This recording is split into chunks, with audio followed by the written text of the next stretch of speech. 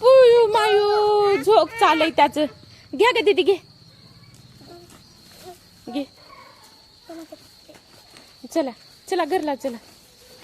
अगं मागे एकीकडचं धरलाले खरं देना गेलंय. तर मंडळी मी त्याच्याकडून घेऊन आल्या आणि हातातलं देना गेलाय त्यानंच घेऊन जाणार आहे म्हण घरापर्यंत. हाय का नाही छोटू?